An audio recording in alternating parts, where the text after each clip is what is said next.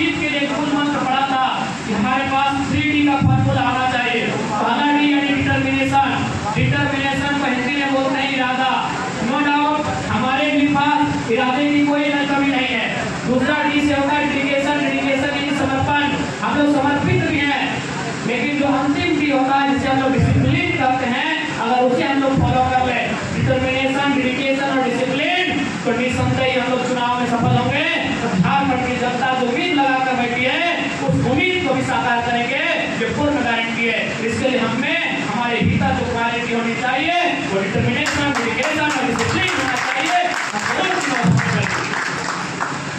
और निसंदेह हमें लगता है कि आज जिस प्रकार से राजनेता राजनीति कर रहे हैं, इनके हर एक तोड़ का हमारे पास जवाब है, हमारे पास उत्तर है। आज ये भयभीत माहौल में और मैं पूरा विश्वास के साथ कह सकता हूँ, आज जो लोग हमारे साथ फोटो सेशन में दिखेंगे, आज जो लोग हमारे साथ कार्यक्रम में दिखेंगे, हो सकता है आपके स्थानीय विधायक या विधायक प्रतिनिधि या जिला के किसी नेता का को फोन भी आएगा, रोक टोक भी किया जाएगा, धमकियां भी दी जाएंगी। एक बात कह दीजिएगा, यहाँ सूरज चांद सितारे मरने के लिए आए हैं, हम और आप कौन है? अगर आप आग से खेलोगे तो भैया हम तो युवा हैं, युवा का मतलब युवाई होता है, हमारी गलती बात नहीं हो पाएगी। क्योंकि हमने देखा है यार, जो पार्टी 1970 की है, जो पार्टी 1980 की है, वो धमकी देती है। हम 2024 की पार्टी है, अगर हम आपके व्यवहार में बात करेंगे तो क्या होगा? अगर हम आपके जैसा व्यवहार करेंगे तो क्या होगा बताइए? तो हमारा कुछ नहीं है, ना आगे नाथ ना पीछे पागा। हाँ क्या है भाई, ना आगे नाथ ना पीछे पागा, हमारा कुछ नहीं है। तो जो लोग दुनिया को धमकियां भी मिलेंगी, हम पूरे झारखंड में जहाँ जहाँ जा रहे हैं क्योंकि सबको डर है, ये लड़का बहुत तेज है, अगर ये लड़का आगे बढ़ेगा तो हम लोगों को बुढ़िया बिस्तर मांगना होगा। अब बिल्कुल आपको मांगना होगा, क्योंकि अब राजा का बेटा राजा नहीं बनेगा, जो काबिल रहेगा वही सेवा करेगा। क्या व्यवस्था है? आज कोई नेता विधायक रहे, सांसद रहे, 20 सालों तक 25 सालों तक राजनीति करता है, जब बुढ़ारी समय में आता है तो बगल में अपने बेटे को खड़ा करता है और कहता है कि महेंद्र बाहुबली का संज्ञान का समय हो गया, अब लीजिए अमरेंद्र बाहुबली। अब ये सिस्टम नहीं चलेगा भैया, बिल्कुल ये सिस्टम नहीं चलेगा। क्योंकि आप पढ़े लिखे नौजवान हैं, मैं बार बार कहता हूँ, अगर उसी पार्टी को सपोर्ट कीजिए जो सत्ता और संपत्ति के विकेंद्रीकरण की बात करता हूँ। अगर सत्ता और संपत्ति अगर केंद्रित हो जाएगी तो हमारे आने वाले 20 सालों में अंग्रेजों से भी भयंकर गुलामी इस देश में होगी। आज मैं आपके सामने कह रहा हूँ, इसलिए वोट उसको दीजिए जो सत्ता और संपत्ति को विकेंद्रीकरण करने की बात करे। विकेंद्रीकरण का मतलब एक आम व्यक्ति तक सत्ता की सुख पहुंचे, एक आम व्यक्ति तक संपत्ति बढ़े, उसे हम लोग विकेंद्रीकरण कहते हैं। इसलिए हम लोगों ने तय किया है, हमारी पार्टी से जो भी चुनाव लड़ेंगे अगर वो जीतते हैं तो ये गारंटी है कि उनका ब्लड रिलेशन में टिकट नहीं दिया जाएगा, उनकी आने वाली पीढ़ी को चुनाव नहीं दिया जाएगा। क्योंकि हम लोग झंडा ढोने के लिए लोगों को नहीं जोड़ते हैं, यहाँ बारी बारी से सबको अवसर दिया जाएगा। हम लोग अवसर का निर्माण करने के लिए आए हैं, इसलिए इस बात की गारंटी रख लेंगे कि हम लोग उस परिपाटी को नहीं दोहराएंगे। आज देख लीजिए भारत की क्या स्थिति है, कोई परिवार 40 साल से, कोई 50 साल से राजनीति में है, तो हम क्यों आए थे लोकतंत्र में?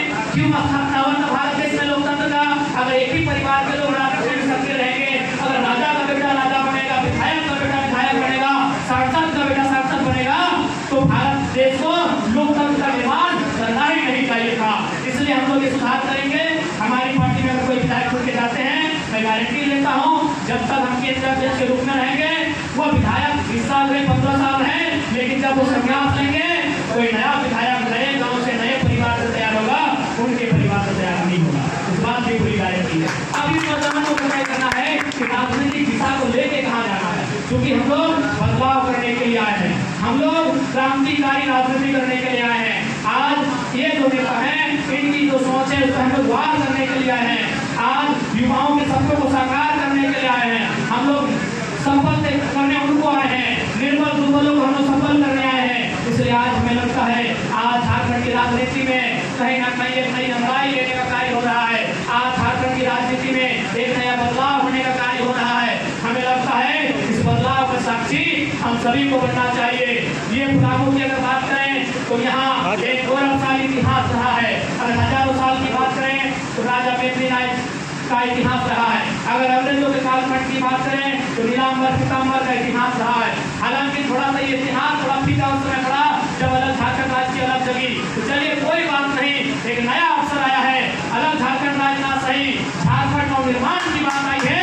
अब पलामू पीछे नहीं हटेगा। मुझे पूर्ण विश्वास है जिस पलामू ने अंग्रेजों के कालखंड में अंग्रेजों की बात करते कहते हैं वो पलामू भले अलग झारखंड राज्य में थोड़ा धनबाद बोकारो जो कलांचल के क्षेत्र है, गिरिडीह का जो सीमा है, हजारीबाग का जो सीमा है, कोल्हान का जो सीमा है, उससे भले पीछे रहा, लेकिन जब नव निर्माण झारखंड की बात होगी मुझे लगता है पलामू का मंडल भी कांग्रेस का नाम मिलाकर चलेगा, तस्वीर को बदलने का काम करेगा।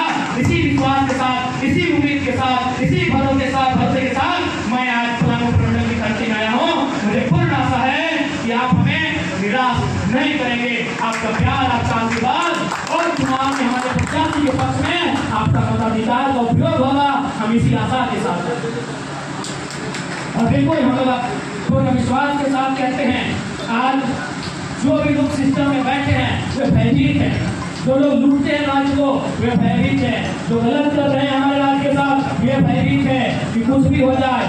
ये नौजवान टाइगर जयराम महतो के नेतृत्व में नौजवान विधायक संसद नहीं बनना चाहिए। मैं आपको दो घटना धनबाद बोकारो रामगढ़ की सुना रहा हूँ।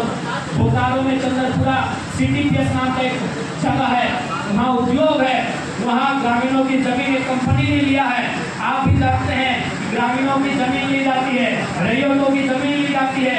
जब वो मुआवजा मांगते हैं, जब वो नौकरी मांगते हैं तो कंपनी ईस्ट इंडिया कंपनी के तर्ज पर उन पर फर्जी मुकदमा करती है, उन पर एफआईआर करती है। तो ठीक वही हुआ चंद्रपुरा में 1 तारीख को वही हुआ।